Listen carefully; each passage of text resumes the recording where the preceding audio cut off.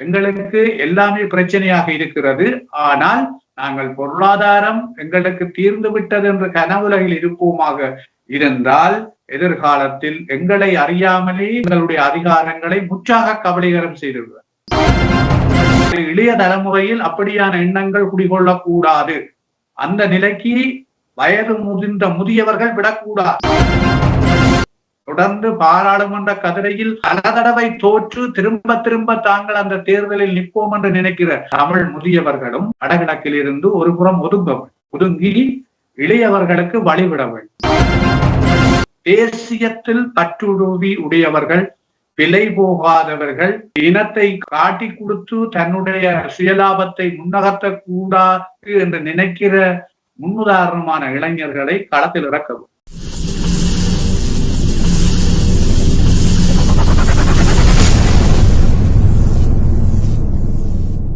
அன்பான உறவுகளுக்கு வணக்கம். நீங்கள் பார்த்துக் கொண்டிருப்பது STS தமிழ் தொலைக்காட்சி. STS தமிழ் தொலைக்காட்சியில் வாரம் இடம்பெற்றுக் கொண்டுள்ள அரசியல் ஆய்வுக்களத்தோடு இணைந்திருக்கிறீர்கள். இன்றும் அரசியல் ஆய்வுக்களத்தில் எங்களோடு பல ஆண்டுகளாக இணைந்திருக்கின்ற திரு சபா கோதாஸ் அவர்கள் இணைந்து கொள்கின்றார். இவர் டெலோவின் யாழ் மாவட்ட அமைப்பாளராகவும் அது மட்டுமில்ல வரலாற்று ஆசிரியராகவும் அத்தோடு வடக்கு மாகாண சபையின் முன்னாள் உறுப்பினராகவும் பணிபுரிந்து அத்தோடு பல பொது வேலைகளை செய்பவராகவும் நாங்கள் பார்க்கக்கூடியதாக இருக்கு. அது மட்டுமல்லாமல் அரசியல் விடயங்களை ஒரு பொது நோக்கோடு ஆய்வு செய்கின்றவராகவும் இணைத்துக் கொள்கின்றோம். வணக்கம் சபா.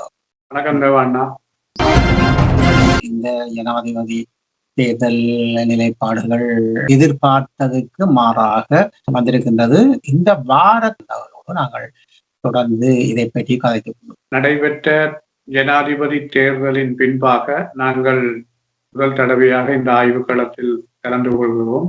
நடைபெற்று முடிந்த ஜனாதிபதி தேர்தல் உண்மையிலேயே இலங்கையில் பொதுவாக ஊடக பரப்பிலும் சரி, வெளி நாடுகளிலும் சரி, இலங்கையின் உட்பகுதிகளிலும் சரி எதிர்பார்க்காத ஒரு முடிவொன்று கிடைத்திருக்கிறது. உண்மையாக ஒரு புதிய மாற்றத்துக்கான வழியாகத்தான் அது உருவாகி இருக்கிறது. அதாவது கடந்த கால ஆட்சியாளர்கள் பலர் சிஸ்டம் சேஞ்ச் என்ற ஒரு நிலைப்பாட்டில் தங்களுடைய முன்னகர்வுகளை செய்தாலும் அவர்களால் அந்த சிஸ்டம் சேஞ்ச் என்பதை ஒரு காலமும் அடைய முடியாது என்ற நிலைப்பாட்டை பெரும்பான்மை சிங்கள மக்கள் உணர்ந்து முறையான ஒரு தரப்பை, இதுவரை ஆட்சி கதிரையில் இல்லாத ஒரு தரப்பை ஆட்சி கதிரைக்கு கொண்டு வந்திருக்கிறார்கள். நான் நினைக்கிறேன் இது ஒரு ஆரம்பம். இந்த ஆரம்பம் ஆரோக்கியமாக செல்ல வேண்டும். அதே நேரம் வந்திருக்கிற ஜனாதிபதி அன்றகுமார திசாநாயக்கா அவர்கள் இந்த மாற்றத்தை சரியாக இந்த நாட்டு மக்களுக்கு கொடுக்க வேண்டுமாக இருந்தால் நிச்சயமாக இந்த நாட்டில் புரியோடி போயிருக்கின்ற இன்று வரை கிட்டத்தட்ட சுதந்திரத்தின் பின் ஆரம்பிக்கப்பட்ட இந்த இன பிரச்சனை, தேசிய இன பிரச்சனை, அதற்கான தீர்வு எப்படி அவரால் எதிர்காலத்தில் நகர்த்தப்பட போகிறது என்பதை அடிப்படையாக கொண்டுதான் இந்த மாற்றம் என்பது இந்த இலங்கை தீவில் இருக்கிற மக்களுக்கு ஒரு சாதகமான அல்லது இலங்கை தீவில் இருக்கிற அத்தனை இனங்களும் அனுபவிக்கக்கூடிய ஒரு மாற்றமாக அது வரும். நான் நினைக்கிறேன் எதிர்வரும் நவம்பர் 14ஆம் தேதி நடைபெற இருக்கிற பாராளுமன்ற பொது தேர்தலின் பின்பாகத்தான் நாங்கள் உறுதிபட கூற முடியும் இந்த மாற்றத்தை அவர்கள் கொண்டு செல்வதற்கு அவர்களுக்குரிய அங்கீகாரம் எவ்வாறு கிடைத்திருக்கிறது என்பதை அடிப்படையாக கொண்டுதான் அதை நகர்வதற்கான வாய்ப்புகள் கூடுதலாக இருக்கிறது. ஏனென்றால் ஒன்று சாதாரண பெரும்பான்மை இருக்குமாக இருந்தால் அவர்களால் ஓரளவு நாட்டை சுமூகமாக கொண்டு செல்லக்கூடியதாக இருக்கும். இன்னொரு பக்கம் அவர்கள் 3/2 பெரும்பான்மை எடுப்பார்களாக இருந்தால் நான் நினைக்கிறேன் அவர்கள் நினைத்த பெரிய அளவு மாற்றங்களை செய்ய முடியும். ஆனால் இந்த மாற்றங்கள் வெறுமனே உள்நாட்டு மக்களினுடைய வரவேற்பின் ஊடாக அவர்களால் கொண்டு செல்ல முடியாது. இது பூகோள நலன் சார்ந்த ஜியோ பொலிட்டிக்ஸ் என்று சொல்லப்படுகிற பூகோள அரசியல் நாடுகளினுடைய அரவணைப்பு புதியதாக இல்லாவிட்டால் எதிர்காலத்தில் தற்போது தெற்காசியாவை சுற்றி இருக்கிற பல நாடுகள், அதாவது தெற்காசிய தென்கிழக்காசிய நாடுகள், குறிப்பாக சொல்ல போனால் மாலத்தீவு, பங்களாதேஷ், பாகிஸ்தான், இந்தோனேசியா, தாய்லாந்து போன்ற நாடுகளில் ஏற்பட்டிருக்கிற அரசியல் குழப்பங்கள் போன்ற ஒரு தொடர்ச்சியை ஸ்ரீலங்காவில் ஏற்படுத்தக்கூடிய வாய்ப்புகளும் ஏற்படக்கூடியதாக இருக்கிறது. எதுவாக இருந்தாலும் அப்படியான ஒரு அரசியல் குழப்பங்கள் இல்லாமல் உள்நாட்டு சக்திகளை ஏவிவிட்டு பூகோள நலன் சார்ந்த நாடுகள் ஏற்படுத்துகின்ற அரசியல் குழப்பங்களுக்கு இடம் கொடுக்காமல் நிச்சயமாக புதியதொரு மாற்றத்தை கொண்டு செல்லக்கூடிய ஒரு கட்டத்திற்கு பெரும்பான்மை சிங்கள மக்கள் இந்த நாட்டை கொண்டு வந்திருக்கிறார்கள். அது பொருளாதார ரீதியான வெறுமனே மாற்றமாக இருக்கக்கூடாது. இந்த மாற்றம் இந்த நாட்டில் புரையோடி போயிருக்கிற அரசியலுக்கும் ஒரு மாற்றத்தை, அரசியல் பிரச்சனைக்கும் மாற்றத்தை ஏற்படுத்தக்கூடிய சமாந்தரமான பொருளாதார நகர்வையும் கொண்டு செல்கிற போதுதான் இது ஆரோக்கியமானதாக இருக்கும். அதே நேரம் இந்த சர்வதேச சக்திகளையும் அனுசரித்து பக்கசார்பில்லாமல் நகர்கின்ற பொழுதுதான் இது ஆரோக்கியமாக இருக்கும் என்று நான் நினைக்கிறேன். தமிழ் தாய பகுதியிலே உண்மையிலேயே நாங்கள் இது பார்த்ததில் பார்க்க 2 லட்சத்துக்கும் மேற்பட்ட வாக்குகளை பொது வேட்பாளர் பெற்றிருப்பது என்பது மிக சிறப்பு. இதன் சிறப்புகளை பற்றியும் அல்லது எதிர்கால திட்டங்களை பற்றியும் அங்கு என்ன நிலையில் இருக்கின்றன? இந்த தமிழ் பொது வேட்பாளருடைய நிலவரங்கள் ஆரம்பத்தில் பல்வேறு தரப்புகளால் விமர்சிக்கப்பட்டிருந்தாலும் உணர்வு பூர்வமாக நான் நினைக்கிறேன், இதில் வாக்களித்த 2,26,000 மக்களும் தங்களுடைய இனம், தேசம் என்ற உணர்வுடன் தான் அதுக்கு வாக்களித்திருக்கிறார்கள். அந்த அடையாளத்தை தாங்கள் தொடர்ந்து தக்க வைக்க வேண்டும் என்ற எண்ணப்போக்கில் தான் அவர்கள் வாக்களித்திருக்கிறார்கள். இதைவிட ஏனைய தரப்புகளுக்கு வாக்களித்தவர்களை எங்களுடைய தரப்பு சார்ந்தவர்கள் தான் அவர்களை பிழையாக வழி நடத்தி இருக்கிறார்கள் என்ற விடயத்தை நாங்கள் பதிவு செய்வோம். அதாவது சஜித் பிரேமதாசாவுக்கு வாக்களித்தவர்களாக இருந்தாலும், ரணில் விக்ரமசிங்காவுக்கு வாக்களித்தவர்களாக இருந்தாலும், அன்றகுமார திசாநாயக்காவுக்கும் வாக்களித்திருக்கிறார்கள். ஆகவே அந்த வாக்காளர்கள் பெருமளவானோர் எங்களுடைய வடகிழக்கில் இருக்கிற தமிழர் தரப்பினால் தான் திசை திருப்பப்பட்டிருக்கிறார்கள் என்கிற ஒரு வேதனையான விடயத்தை நாங்கள் பதிவு செய்யும். குறிப்பாக இந்த தமிழ் பொது வேட்பாளர் என்பவர் வெல்ல மாட்டார், அவர் ஜனாதிபதியாக முடியாது என்கிற விடயங்களை மக்கள் மத்தியில் திணித்து பெரும்பாலும் மக்களை அந்த தேசிய அபிலாசைகள் பற்றி சிந்திக்க விடாமல் அது ஒரு பிழையான வழி என்பதை சித்தரித்ததன் காரணமாகத்தான் பெருமளவு மக்கள் சஜித் பிரேமதாசாவிற்கும் ரணில் விக்ரமசிங்காவுக்கும் வாக்கு அளித்திருக்கிறார். அவர்கள் உண்மையிலே அந்த திசை திருப்பிய தரப்புகள் இல்லை, நாங்கள் ஒரு நிலைப்பாட்டில் தமிழ் தேசிய பொது வேட்பாளருக்கு வாக்களிப்பதுதான் ஆரோக்கியமானதாக இருக்கும் என்ற ஒரு விடயத்தை அவர்கள் முன்வைத்திருந்தால் இவ்வளவு தூரம் அந்த மக்கள் பிழையான நிலைக்கு சென்றிருக்க மாட்டார். ஆகவே இந்த விடயம் எங்களை பொறுத்தவரையில் அது ஒரு பல்வேறு சவால்களின் மத்தியில் நடைபெற்ற ஒரு தெரிவு, நகர்வு. அந்த நகர்வு பலரும் விமர்சிக்க முடியாத அளவுக்கு பாரிய அளவு வாக்குகளை பெற்று ஒரு கணிசமான நிலைப்பாட்டை உறுதி செய்து. இத்துடன் இந்த விடயம் முடியவில்லை. இனித்தான் மிக முக்கியமான ஒரு நகர்வு இருக்கிறது, வருகிற பாராளுமன்ற பொது தேர்தல். உண்மையிலேயே நாங்கள் பலர் இப்பொழுது புலம்பெயர்ந்த தேசத்திலும் சரி, ஸ்ரீலங்காவிலும் சரி, தமிழர் தாயகத்திலும் சரி, அனுர என்று வந்துவிட்டார், இனி எல்லா பிரச்சனையும் தீர்ந்து விட்டது போன்றதுதான் பல்வேறு உரையாடல்கள் நடந்து கொண்டிருக்கிறது. இது ஒரு ஆபத்தான உரையாடல். என்னை பொறுத்தவரையில் அனுர வந்திருப்பது ஒரு நல்ல நிலைப்பாடாக நாங்கள் பார்த்து கொள்ளுகிற சம நேரத்தில் எங்களுடைய பலத்தை நாங்கள் தக்க வச்சுக் கொள்ள வேண்டும். எங்களுடைய பலத்தை இந்த நேரத்தில் தான் நாங்கள் இன்னும் தக்க வச்சுக் கொள்ள பார்க்க வேண்டும். அதாவது வடகிழக்கில் இருக்கிற ஒட்டுமொத்த தமிழர்களும் வடகிழக்கு பாராளுமன்ற பிரதிநிதித்துவத்தில் பெரும்பான்மையை எடுத்துக்கொள்கின்ற நடவடிக்கை இந்த நேரத்தில் தான் செய்யப்படும். இந்த நேரத்தில் செய்தால்தான் இந்த அன்றகுமார திசாநாயக்காவினுடைய அரசாங்கத்தில் எங்கள் சார்ந்த பிரச்சனைகளுக்கு கணிசமான தீர்வுகளை நாங்கள் பெற்றுக்கொள்ள முடியும். ஒன்று, அவர்கள் சார்ந்த அணியினர் தற்போது பேசிக் கொண்டிருக்கிற விவகாரம், இந்த நிறைவேற்று அதிகார முறையை நாங்கள் அடுத்த ஆட்சியில் இல்லாது செய்து விடுவோம் என்றுதான் அவர்கள் தெளிவாக சொல்லுகிறார். உண்மையாக அந்த நிறைவேற்று அதிகார முறைமை நீக்கப்பட வேண்டுமாக இருந்தால் தற்போது இருக்கிற அரசியலமைப்பு முறை முற்றாக மாற்றப்பட வேண்டும். ஏனென்றால் தற்போது இருக்கிற அரசியலமைப்புக்குள் அத்தனை விடயங்களிலும் நிறைவேற்ற அதிகாரம் ஜனாதிபதிக்கு இருக்கிறது. ஆகவே அதை மாற்றி அமைப்பதற்கு ஒரு புதிய அரசியலமைப்பு கொண்டு வர வேணும். அது பாராளுமன்றத்தில் 3/2 பெரும்பான்மையுடன் நிறைவேற்றப்பட வேணும். அதே நேரம் மக்கள் சர்வசன வாக்கெடுப்புக்கு கொண்டு செல்லப்பட்டு 51% அது வெல்லப்பட வேண்டும். ஆகவே இந்த நிலைப்பாடுகளுக்கு செல்லுகிற போது அந்த அரசியல் அமைப்பில் நாங்கள் எதிர்பார்க்கிற ஒரு அரசியல் தீர்வு, நியாயமான ஒரு சுயாட்சி தீர்வொன்று கிடைப்பதற்கான ஒரு வேலை திட்டம் அங்கு நடைபெற வேண்டுமாயிருந்தால் வடக்கு கிழக்கில் நாங்கள் பலமான சக்தியாக இருக்க வேண்டும். ஆகவே தயவு செய்து இந்த அன்றகுமாரம் வெல்லப்பட்டு விட்டார், ஏனைய தரப்புகள் தோற்கடிக்கப்பட்டிருக்கிறது, அதன் காரணமாக வந்தவுடன் அவர் சில நடவடிக்கைகளை முன்னுதாரணமாக செய்கிறார் என்பதன் அடிப்படையில் நாங்கள் எங்களுடைய இருப்புகளையும் அபிலாசைகளையும் விட்டுவிடக் கூடாது, கைதவறி விட்டுவிடக் கூடாது. ஏனென்று சொன்னால் நாங்கள் தெளிவாக இருக்கோம். அவர்கள் ஆட்சியாளர்கள், அவர்கள் பெரும்பான்மை இனத்தை தீர்மானிக்கிற ஆட்சியாளர்கள். ஆகவே அவர்கள் பெரும்பான்மை இனம் என்பது, அவர்களை தெரிவு செய்த இனம் என்பதற்கு பிரச்சனை இப்பொழுது பொருளாதார பிரச்சனை மட்டும்தான். அவர்களுக்கு நாடு இருக்கிறது, அதிகாரம் இருக்கிறது, எல்லாமே இருக்கிறது. ஆனால் எங்களை பொறுத்தவரையில் எங்களுக்கு எல்லாமே பிரச்சனையாக இருக்கிறது.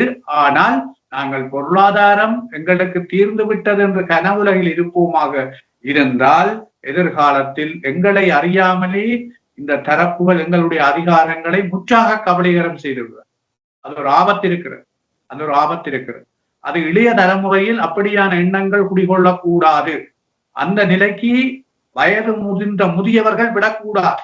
தொடர்ந்து பாராளுமன்ற கதிரையில் தாங்கள் தான் கட்டி பிடித்துக் கொண்டிருப்போம் என்று நினைக்கிற முதியவர்களும், பல தடவை தோற்று திரும்ப திரும்ப தாங்கள் அந்த தேர்தலில் நிற்போம் என்று நினைக்கிற முதியவர்களும், தமிழ் முதியவர்களும் வடகிழக்கில் இருந்து ஒரு புறம் ஒதுங்கி இளையவர்களுக்கு வழிவிட வேண்டும். தேசியத்தில் பற்றுறுதி உடையவர்கள், விலை போகாதவர்கள், இனத்தை காட்டி கொடுத்து தன்னுடைய சுயலாபத்தை முன்னகர்த்த கூடாது என்று நினைக்கிற முன்னுதாரணமான இளைஞர்களை களத்தில் இறக்கி அவர்களை அரியணையில் வைத்துக் கொண்டு பேரம் பேச வேண்டும். தாங்கள் பின்னால் இருந்து பேரம் பேச வேண்டும். அப்படி ஒரு நிலைப்பாடு வராவிட்டால் நான் நினைக்கிறேன், இன்று இந்த கூவுகின்ற டிக்டாக், பேஸ்புக் வலைத்தளங்களை பார்க்கிற போது ஒரு பெரிய ஒரு பதட்டம் ஒன்று இருக்கிறது பலர் மத்தியில்.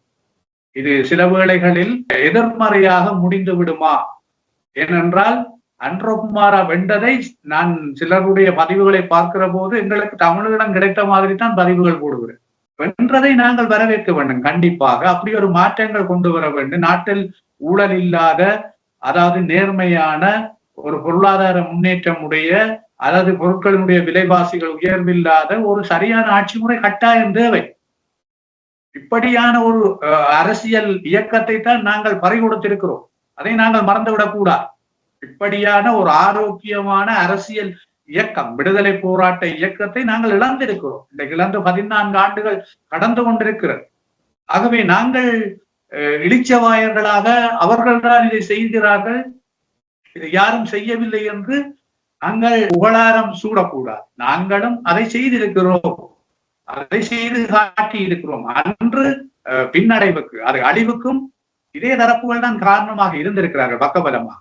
ஆகவே நாங்கள் அவை எல்லாவற்றையும் மறந்துவிட்டு எங்களுடைய வரலாற்றை குழி தோண்டி புதைக்க கூடாது. நாங்கள் ஒரு நீண்ட வரலாற்றை கொண்ட இனம். எங்களுக்கான நிலைப்பாட்டை தெளிவுபடுத்துவதற்கு ஜனநாயக ரீதியான பலங்களை அவ்வப்போது வைத்திருக்க வேண்டும். இன்றைக்கு தமிழ் பொது வேட்பாளரின் விவகாரம் பலருக்கு ஒரு தமிழ் மக்களில் பெரும்பாலான மக்கள் உணர்வுடன் தான் தேசிய அபிலாசைகளை வென்றெடுக்க வேண்டும் என்ற உணர்வுடன் தான் இருக்கிறார்கள் என்ற ஒரு நிலையை உருவாக்கி இருக்கிறார். இல்லை என்று நாங்கள் மறக்க முடியாது. அதே நேரம் பாராளுமன்ற பிரதிநிதித்துவத்தை நாங்கள் ஒரு கூட்டாக, ஒரு திரட்சியாக வைத்திருக்கிற போதுதான் எதிர்காலத்தில் வந்திருக்கிற புதிய அரசாங்கத்தினுடைய நகர்வுகளுக்குள் எங்களுடைய செயற்பாடுகளை சரியாக கொண்டு செல்ல முடியும். இல்லாவிட்டால் வடகிழக்கில் அவர்கள் சார்ந்த பிரதிநிதித்துவங்கள் அல்லது அவர்களுடன் இணைந்து பயணிக்க வேண்டும் என்று நினைக்கிற தரப்புகள் முற்றுமுழுதாக அவர்களுக்குள் செல்லுகிற போது அது வெறுமனே பொருளாதார பிரச்சனை தான் என்ற நிலைப்பாட்டில் எல்லாமே முடிந்துவிடும். ஆகவே இந்த நாட்டுக்குள் ரெண்டு பிரச்சனை இருக்கிறது. சிங்கள மக்களை பொறுத்தவரையில் பொருளாதார பிரச்சனை, தமிழ் மக்களை பொறுத்தவரையில் ரெண்டுமே பிரச்சனை. இந்த தமிழ் மக்களுடைய பொருளாதார பிரச்சனையை உருவாக்கிய தரப்பு சிங்கள தரப்பு தான், அது யாரும் அல்ல, அது அவர்கள் தான் உருவாக்கியது. அதே நேரம் இனப்பிரச்சனையை உருவாக்கிய தரப்பு அதே சிங்கள தரப்பு தான். ஆக இந்த ரெண்டு பிரச்சனைக்கும் முடிவு காட்ட அவர்கள் தான் முன்வர வேண்டும். அவர்கள் முன்வருவதற்கு ஜனநாயக பலத்தை நாங்கள் இழந்துவிடக் கூடாது. எங்களுடைய ஜனநாயக பலம் என்பது முக்கியம் என்பதை யாரும் மறந்துவிடக் கூடாது. புலம்பிய நாடுகளை அழைத்துக் கொள்ளுகின்றார்கள் என்று சொன்னால், சுமந்திரன் அவர்கள் நரி விளையாட்டு விளையாடுகின்றார், தமிழ் மக்களை ஒன்றிணையாமலுக்கு தடுக்கின்றார் என்று சொல்லி. இப்ப வருகின்ற பாராளுமன்ற தேர்தலில் இவர் நிற்கும் போது இவருக்கான விளைவுகள் எப்படி இருக்கும் என்பதை எதிர்பார்க்கக்கூடியதாக. தேர்தல் சூட்சுமங்கள், தேர்தல் சூழ்ச்சிகள் என்பது ஸ்ரீலங்காவை பொறுத்தவரையில் பல்வேறு வகைகளில் இருக்கு. யாழ் மாவட்ட தேர்தல் தொகுதி என்பது கிளிநொச்சி யாழ்ப்பாண மாவட்டங்களை இணைத்த தொகுதி. அதில் தற்போது 7 பாராளுமன்ற உறுப்பினர்கள் 6ஆக குறைந்திருக்கிறார்கள். எங்களுடைய வாக்காளர் எண்ணிக்கை குறைவடைந்ததன் காரணம் 6 பாராளுமன்ற உறுப்பினர்கள் வெல்லப்படுவதற்கு ஒரு அணியினர் 9 வேட்பாளர்களை களமிறக்க வேண்டும். ஏனென்றால் 3 விருப்பு ஓட்ஸுகள் இருக்கிறது. 3 பேருக்கு 1, 2, 3 என்று விருப்பு போடலாம். அவர்களுடைய விருப்பிலக்கத்துக்கு நேரே புள்ளடி போடலாம். அவ்வாறான நிலைமையில் சுமந்திரன் சார்ந்த ஒரு 9 பேர் கொண்ட அணி இறங்குமாக இருந்தால், இப்பிருக்கின்ற இந்த தேர்தல் முறைமை அங்கொன்றும் இங்கொன்றுமாக வாக்குகளை எடுக்கின்ற பொழுது ஒரு திரட்சியான வாக்கு சில வேளைகளில் நேரடியாக பாராளுமன்ற உறுப்பினரை கொடுக்காவிட்டாலும் தேசிய பட்டியலூடாக சில வேளைகளில் கிடைப்பதற்கான வாய்ப்புகளை உருவாக்கும். ஆகவே அவர்கள் பல்வேறு விதமாக சிந்திப்பார்கள். ஓரளவுக்கு ஒவ்வொரு பிரதேசங்களிலும் வாக்கெடுக்கக்கூடிய தரப்புகளை தங்கள் அணியில் இணைத்து கொண்டு வாக்கெடுக்கக்கூடிய வாய்ப்புகள் இருக்கிறது. ஏனென்றால் ஜனாதிபதி தேர்தலில் நடைபெற்ற நிலைமையை பார்க்கிற போது பாராளுமன்ற தேர்தலில் அதைவிட மோசமாக இருக்கும் என்றுதான் நான் நினைக்கிறேன். ஏனென்று சொன்னால், எங்களுடைய தரப்புக்குள் ஒரு நிலைப்பாட்டை உருவாக்க முடியாத ஒரு அபத்தமான நிலைமை ஒன்று உருவாகி இருக்கு. பாராளுமன்ற ஜனாதிபதி தேர்தலில் ஒரு நிலைப்பாட்டை திரட்சியாக உருவாக்கி இருந்தால் இன்றைக்கு நான் நினைக்கிறேன் 5 லட்சங்களை தாண்டி இருக்கக்கூடிய வாய்ப்புகள் இருக்கும் எங்களுடைய தமிழ் பொது வேட்பாளர். அதே நேரம் இந்த வேட்பாளர் விவகாரத்தை முன்னெடுத்த தரப்புகளின் நிதி பலவீனம்தான் பெரிய அளவு மக்களுக்கு செய்திகளை கொண்டு செல்ல விடாமல் தடுத்திருக்கு. அதாவது அதைவிட நிதி பலங்களை கையாண்டு தென்னிலங்கை சக்திகள் மேற்கொண்ட பிரசாரங்கள், அவர்களுடைய நடவடிக்கைகள், அதே போல எம்மவர்களுடைய குழப்பங்கள், எம்மவர்கள் எதிராக விமர்சித்ததன் விளைவுகள் எல்லாமே தான் அந்த குழப்பங்களுக்கு காரணமாக இருந்தது. பார்க்கின்ற போது இப்ப சுமந்திரனை பொறுத்த அளவில் சென்ற தேர்தலிலேயே அவர் பல திருவிளையாடல்கள் தான் வந்ததாக கூறப்படுகின்றது. ஆனால் இப்பொழுது இருக்கின்ற ஜனாதிபதி அவர்கள் சட்டத்தை மீறினாலோ அல்லது சட்ட நடவடிக்கைகளுக்கு சரியான ஒரு களத்தை கொடுப்பதாக கூறி வந்திருக்கின்றார். இவருடைய நிலைமை போன தேர்தலில் நடந்தது போல் இந்த தேர்தலில் இவருடைய திருவிளையாடல்களுக்கு இடம் இருக்குமா? அவருக்கு கடந்த தேர்தலில் திருவிளையாடல் செய்வதற்கு வாய்ப்பாக நான் நினைக்கிறேன் மஹிந்த ராஜபக்ச குடும்பம் தான் அவருக்கு சப்போர்ட் பண்ணி இருந்தது. ஏனென்றால் யாழ் மத்திய கல்லூரியில் அந்த கவுண்டிங் நடைபெற்று கிட்டத்தட்ட ஒரு 3 மணி அல்லது 2 மணிக்கு பகல் அறிவித்திருக்க வேண்டும் சகல நிலவரங்கள். அநேகமான நானும் அந்த கவுண்டிங் களத்தில் உள்ளுக்குள் இருந்தவன் என்ற வகையில் எல்லாமே எங்களுக்கு தெரியும். 3 மணிக்கு அநேகமான எல்லா விடயங்களும் கவுண்ட் பண்ணப்பட்டு சரியாக நிர்ணயிக்கப்பட்டு விட்டது. ஆனால் வெளியிடக்கூடாது என்று பிரதான தரப்புக்கு அங்கு அறிவிப்பு வந்ததன் பிரகாரம் தான் அறிவிக்கவில்லை. அதன் பின்னர் கிட்டத்தட்ட இரவு 3-4 மணி ஆகிவிட்டது அறிவிப்புகள் வெளியாவது.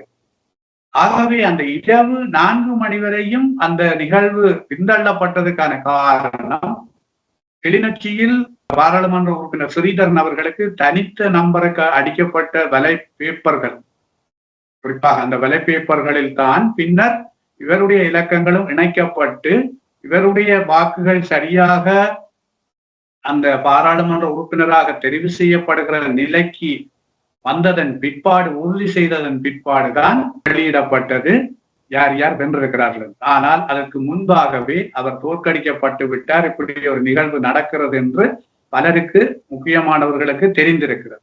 அதன் கசிவுதான் நீங்கள் அந்த வீடியோக்களில் பார்த்திருப்பீர்கள். எவ்வளவு மிக மோசமான வார்த்தைகளால் அங்கு இருக்கின்ற ஆதரவாளர்கள், தமிழ் தேசிய ஆதரவாளர்கள் அவரை திட்டி துரத்தி கொண்டு சென்றார்கள். ஆகவே அந்த முறை அவர் மக்களால் நிராகரிக்கப்பட்டிருக்கிறார். ஆனால் இவ்விடத்திற்கும் உடந்தையாக இருந்தவர் பாராளுமன்ற உறுப்பினர் ஸ்ரீதரன் அவர்களினுடைய உடன்பாடும் அந்த கடந்த தேர்தலில் அவரை பெரிய அண்டன் பாடசிங்கத்திற்கு நிகராக அவரை புகழாரம் சூடி தேர்தல் மேடைகளில் பேசிக்கொண்டு தெரிந்த செயற்பாடுகள் எல்லாமே தான் அவர் அந்த அரங்குக்கு வருவதற்கு காரணமாக இருந்தது. இதற்கு காரணம் அவர்களிடம் ஒரு ரகசியமான ஒரு பேரப்பலம் ஒன்றை அவர்கள் வைத்திருந்தார்கள். அது ஒன்று, தேர்தல் முடிவடைந்ததன் பிற்பாடு தமிழரசு கட்சியின் தலைவராக ஸ்ரீதரன் வருவதாகவும் தமிழ் தேசிய கூட்டமைப்பின் தலைவராக சுமந்திரன் அவர்கள் வருவதாகவும் தான் அவர்களுடைய பேரப்பலம் இருந்தது. அதனால்தான் சேனாதிராஜா தோற்கடிக்கப்பட்டவுடன் அவர் மீள தேசிய பட்டியலில் வந்து விடுவார் பார்லிமெண்டுக்கு என்பதன் பயத்தின் காரணமாகத்தான் செயலாளர் துரராஜசிங்கத்தை உடனடியாக அணுகி, கட்சிக்கு தெரியாமலே அம்பாறை மாவட்டத்தின் தோல்விக்கு தேசிய பட்டியலை கொடுப்பதாக கலையரசனுக்கு கொடுக்கப்பட்டது. இந்த செயற்பாட்டின் அறத்தின் பால் தான் செயற்படவில்லை என்பதை உணர்ந்துதான் துரராஜசிங்கம் பதவியிலும் கட்சியிலும் இருந்து பின்னர் விலகி. இது எல்லோருக்கும் தெரிந்தபடி. ஆனால் இம்முறை நீங்கள் சொன்னது போல இவர்களால் இப்படியான திருவிளையாடல் செய்ய முடியாது. ஏனென்றால் என்னை பொறுத்தவரையில் 100% அதற்கு சாத்தியம் இல்லை. ஆனால் அதனால்தான் நான் நினைக்கிறேன் இப்பொழுது தமிழரசு கட்சிக்குள் 2 வேட்பு மனுக்கள் வர இருப்பதாகத்தான் செய்திகள் இருக்கிறது. சில வேளைகளில் 2 வேட்பு மனுக்கள் வருவதாக காட்டப்பட்டு இறுதியில் சுமந்திரனுடைய வேட்பு மனுதான் அரங்கேறுவதற்கான வாய்ப்புகள் இருக்கும். ஏனென்றால் சுமந்திரனுடைய கைப்பொம்மையாகத்தான் செயலாளர், தமிழரசு கட்சியின் பதில் செயலாளர் இருக்கிறார். ஆகவே அப்படி அந்த செயலாளர் இருக்கிற போது பெரும்பாலும் சுமந்திரன் போடுகிற வேட்பு மனுதான் தேர்தல் திணைக்களத்தில் தாக்கல் செய்யப்படும் என்று நான் நினைக்கிறேன். அதன் ஊடாக அவர்கள் முயற்சிக்கிறார்கள். சில வேளைகளில் சுமந்திரன் உள்ளிட்ட இளைஞர்களை ஒரு 8 பேரை போட்டு, நான் தான் இளைஞர்களை போட்டிருப்பேன், இவர்கள் தான் எதிர்காலத்து தமிழ் தேசியத்தை தாங்க போகிறவர்கள் என்ற மாதிரியான தோரணையில் பிரசாரங்களை முன்னெடுத்து அந்த வாக்குகளை கூட்டி அள்ளி சில வேளைகளில் தான் பாராளுமன்றத்துக்கு போவதற்கு அவர் தீர்மானித்திருக்கிறார் என்றுதான் பேசப்படுகிறது. அது உண்மையாகவும் கூட இருக்கலாம். அப்படியான வியூகங்கள் தான் அங்கு அமைக்கப்படுகிறது. அவ்வாறு அது சரகுகிற போது அந்த வாக்குகள், கூட்டி அள்ளப்படுகிற வாக்குகள் சில வேளைகளில் தேசிய பட்டியலையும் தீர்மானிக்க கூடும். அது அப்படியான ஒரு சந்தர்ப்பங்களும் கிடைக்கிறதுக்கான வாய்ப்புகள் இருக்கும். ஆகவே எதுவாக இருந்தாலும் எந்த வழிகளின் ஊடாகவும் அந்த பாராளுமன்றத்துக்குள் செல்ல வேண்டும் என்ற நோக்கத்தில் தான் சுமந்திரனுடைய திட்டங்கள் இருந்து கொண்டிருக்கு. இந்த ஆண்டு தியாகி தீபன் இந்நிகழ்ச்சிகள் பல இடங்களிலும் நினைவுபூர்வமாக நடைபெற்றுக் கொண்டிருந்தது எழுச்சியாக. ஆனாலும் வருடம் பல தடைகள் வரும், அல்லது போலீசாரிடமிருந்து பிரச்சனைகள் வரும், அல்லது ஆனால் இந்த வருடம் அமைதியாக ஒரே ஒரு இடத்தில் போலீசார் விசாரணை செய்ததாகவும் தகவல் மட்டும் வந்திருக்கின்றது. இதன் நிலைப்பாடு அல்லது தீபனின் எழுச்சி எவ்வளவு நடைபெற்று? கடந்த ஆண்டுகளைப் போல இம்முறையும் நல்லூர் வீதியில் தியாக தீபம் திலீபன் அவர்களுடைய நினைவேந்தலுக்கு நூற்றுக்கணக்கான மக்கள் வந்திருந்தார்கள். நானும் அதில் பங்கெடுத்திருந்தேன். ஏனென்றால் அந்த மக்களினுடைய உணர்வு, அதில் இம்முறை 2 தூக்கு காவடிகள் அங்கு கொண்டு வரப்பட்டிருந்தன. அந்த நிலைப்பாட்டில் மக்கள் மிக உணர்வு பூர்வமாக தெளிவாக இருக்கிறார்கள். அதில் பாதிக்கப்பட்ட மக்கள் தான் கூடுதலாக அங்கு கலந்து கொண்டதை நான் காணக்கூடியதாக இருந்தது. அதே நேரம் கண்காணிப்பாளர்கள் இருந்து கொண்டுதான் இருந்தார்கள். புலனாய்வாளர்கள் படங்கள் எடுப்பது, வீடியோ எடுப்பது, யார் யார் வந்திருக்கிறார்கள் என்று அவதானிப்பது, இப்படியான வேலை திட்டங்கள் எல்லாம் மக்களோடு மக்களாக நின்று அந்த அவதானிக்கிற செயற்பாடுகள் இருந்து கொண்டுதான் இருந்தது. ஆனால் நேரடியான தடைகள் அல்லது அச்சுறுத்தல்கள் இருக்கவில்லை. ஆரம்பத்தில் இந்த தேர்தல் முடிவுகள் வருவதற்கு முன்பாக தடை உத்தரவை போலீசார் கூறியிருந்தாலும் நீதிமன்றம் அதை நிராகரித்திருந்தது. ஆனால் தற்போது சமூக வலைத்தளங்களில் பலருக்கு போடப்படுகிற பதிவுகள் உடனடியாக மறைக்கப்படுகிறது, நீக்கப்படுகிறது என்ற சில விடயங்களை எனக்கு பலர் சொல்லி இருக்கிறார்கள். நானும் என்னுடைய சமூக வலைத்தளத்தில் போட்ட படங்கள், ஒரு தொகுதி படங்கள் அவர்களால் நீக்கப்பட்டிருக்கிறது. ஆகவே நான் நினைக்கிறேன் அந்த செயற்பாடுகள் அவர்கள் சரியாக இருப்பார்கள். ஏனென்றால் அந்த விடயத்தில் அவர்கள் தெளிவாக இருப்பதை ஜனாதிபதியினுடைய முதலாவது உரை தெளிவாக சொல்லுகிறது. நாங்கள் பேசுவதற்கு 2 நாட்களுக்கு முன்பாக இரவு 7 மணிக்கு ஸ்ரீலங்கா டைம் பேசியிருந்தோம். அந்த பேச்சில் அவர் ஜனாதிபதியாக வருவதற்கு முதல் தமிழ் மக்கள் சார்ந்த பிரச்சனையை கதைக்கவில்லை என்பதை நாங்கள் கவலை கொள்ள தேவையில்லை. ஏனென்றால் அவர் சில வேளையில் ஆட்சிக்கு வருவதற்கு தடையாக இருக்கும் அந்த பிரச்சனைகளை கதைத்தால் என்று கதைக்காமல் விட்டிருக்கலாம். அதை நாங்கள் ஒரு புறம் வைத்தாலும், அவர் அரியணையில் வந்ததன் பிற்பாடு எல்லா மக்களையும் தான் அரவணைத்து போகிறேன் என்று சொல்கிற அந்த வாசகத்துக்கு பின்னால் இந்த நாட்டில் ஒரு தேசிய பிரச்சனை இருக்கிறது, அது தமிழ் மக்களுக்குத்தான் இருக்கிறது. அந்த பிரச்சனையை நாங்கள் தீர்வு காண்பதற்கு எல்லோரும் ஏதோ ஒரு வகையில் நாங்கள் இணைந்து பயணிக்க வேண்டும் என்ற ஒரு வார்த்தையோ அல்லது பிரச்சனை இருக்கிறது என்ற விடயத்தையோ அவர் தன்னுடைய பேச்சில் சொல்லவே இல்லை. ஆகவே இது எங்கள் தமிழ் மக்களை பொறுத்தவரையில் சாரிய பலருக்கு வேதனை. ஏனென்றால் இப்படி ஒரு பிரச்சனை இருக்கிறது என்று கூட ஜனாதிபதி ஒரு சொல்லு கூட பாவிக்காமல் விட்டிருக்கார். ஆகவே பாரபட்சம் இல்லாமல் எல்லா இனங்களையும் எல்லா மதங்களையும் சரியாக வழிநடத்தி கொண்டு செல்ல வேண்டும் என்று சிந்திக்கிற தரப்பு இந்த 70 ஆண்டு குறையோடி போயிருக்கிற பிரச்சனையை ஒரு வரி கூட ஒரு சொல் கூட பயன்படுத்தவில்லை என்பது பலருக்கு வேதனை. இந்த நாட்டை முன்னோக்கி கொண்டு செல்ல வேண்டும் என்று அவர்கள் திடமாக சிந்தித்தால், நான் இதில் தெளிவாக சொல்கிறேன், எங்களுடைய தமிழ் மக்களுடைய பிரச்சனைக்கு சரியான ஒரு நியாயமான தீர்வு வழங்காமல் நாட்டை முன்னோக்கி கொண்டு செல்ல முடியாது. அதே நேரம் இந்த நாட்டில் எல்லா இனங்களையும் அரவணைத்து சர்வதேசத்தையும் அரவணைத்து கொண்டு செல்லாமல் இந்த நாட்டை நிரந்தர நிம்மதிக்குள் கொண்டு செல்ல முடியாது. இவர்கள் எல்லோரும் திருப்திப்படுத்தப்பட வேண்டும் இந்த நாட்டுக்குள். அவர் சொல்கிறார், மொழி உரிமையை தான் தடுக்க மாட்டேன். எங்களுக்கு அந்த மொழி உரிமை இருக்கிறது. இந்த இருக்கிற அரசியலமைப்புக்குள்ளேயே தெளிவாக சொல்லப்பட்டிருக்கிறது. வடகிழக்கில் நிர்வாக மொழி தமிழ் மொழி. மாற்று கருத்தில் எங்களுக்கு நிர்வாக மொழி தமிழ் மொழி தேவை என்ற பிரச்சனை இப்பொழுது எங்களுடைய பிரச்சனை அல்ல. எங்களுக்கான ஒரு சுயாட்சி அதிகாரம் தான் எங்களுக்கு தேவை. ஆகவே எங்களுக்கு இப்பொழுது அவர் அந்த பிரச்சனை தீர்க்கப்பட வேண்டும் என்று சொல்லி கதைக்காவிட்டாலும் தமிழ் மக்களுக்கு என்ற ஒரு தேசிய இனப்பிரச்சனை இருக்கிறது, அதனையும் நாங்கள் கருத்தில் கொள்ள வேண்டும் என்ற வகையில் கூட அவருடைய உரையாடல் இருக்கவில்லை. அது ஒரு வேதனையான விடயம். அதை தாண்டி அதற்கு ஒரு முடிவு காணாமல் நாட்டை முன்னோக்கி கொண்டு செல்வது என்னை பொறுத்தவரையில் கடந்த கால வரலாறை நாங்கள் திருப்பி பார்க்க வேண்டும். நான் நினைக்கிறேன் அவர்கள் ஒரு தெளிவான அரசியல் நோக்கில் நகர்பவர்கள் இந்த விடயத்தை கட்டாயம் கவனத்தில் கொள்ள வேண்டும். எங்களை பொறுத்தவரையில் அவருடைய வருகையை நாங்கள் வரவேற்க வேண்டும். அதே நேரம் எங்கள் சார்ந்த பிரச்சனையை அவர்கள் தீர்ப்பதற்கான ஒரு பொறிமுறை அல்லது ஒரு அணுகுமுறையை கையாள வேண்டும். கையாளாவிட்டால் அது இந்த நாட்டை முன்னோக்கி கொண்டு செல்கின்றோம் என்ற பெயரில் அது எந்த அளவு தூரமும் சாத்தியமில்லை என்பதைத்தான் நாங்கள் உறுதியாக சொல்லுவோம். நல்லது, உண்மையான விடயம். இந்த பதிவிலே நாங்கள் பல விடயத்தை பேசியிருந்தாலும் எமது தாயக பகுதியின் முக்கிய பிரச்சனையாக திரு சுமந்திரன் அவர்கள் இந்த பொது வேட்பாளர் பற்றி மிக ஆக்ரோஷமாக பேசியிருந்தது என்பது புலம்பெயர் நாட்டிலே மிக ஒரு வேதனைக்குரிய விடயமாகவும் தமிழ் மக்களுக்கு ஒரு எதிரியாகவும் பார்க்கப்படும். இந்த வகை சுமந்திரன் அவர்களின் அடுத்த பாராளுமன்ற தேர்தலில் என்ன நடக்கும் என்பதை நாங்கள் தான் பார்க்க வேண்டும். திரு சபா புகதாஸ் அவர்கள் பல ஆண்டுகளாக இணைந்து அரசியல் ஆய்வு களத்தில் கருத்துக்களையும் விடயங்களையும் அரசியல் ஆய்வையும் செய்து வருகின்றார். இவர் செலவு மாவட்ட அமைப்பாளராகவும் அது மட்டுமல்லாமல் ஒரு சிறப்பான மிக ஆற்றல் கொண்ட வரலாற்று ஆசிரியராகவும் அத்தோடு வடக்கு மாகாண சபை முன்னாள் உறுப்பினராகவும் இருக்கு.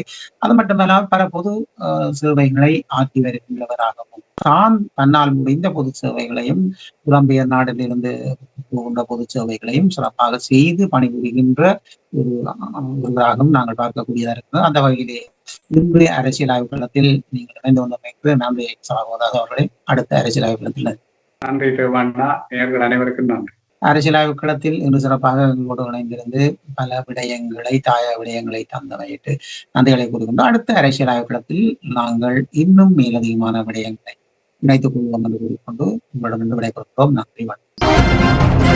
எங்களுக்கு எல்லாமே பிரச்சனையாக இருக்கிறது. ஆனால் நாங்கள் பொருளாதாரம் எங்களுக்கு தீர்ந்து விட்டது என்று கனவுலகில் இருப்போமாக இருந்தால் எதிர்காலத்தில் எங்களை அறியாமலே எங்களுடைய அதிகாரங்களை முற்றாக கபலீகரம் செய்துவிடுவார்.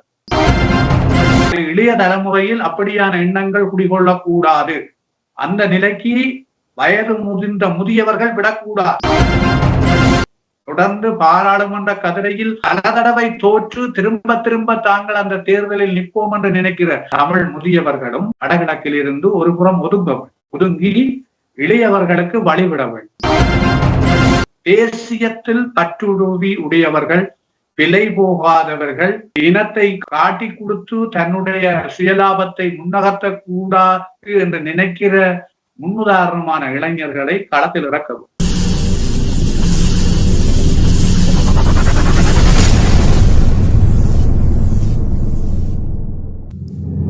அரசியல் ஆய்வுக் களம். உண்மையோடு தமிழர்களின் உரிமை காக்க உரசிவிடும் தீக்குச்சி என தன்னை நிலைநிறுத்தி தமிழரின் அரசியல் பேசும் களமாக உங்களை தேடி வருகிறது அரசியல் ஆய்வுக் களம். அரசியல் ஆய்வுக் களம்.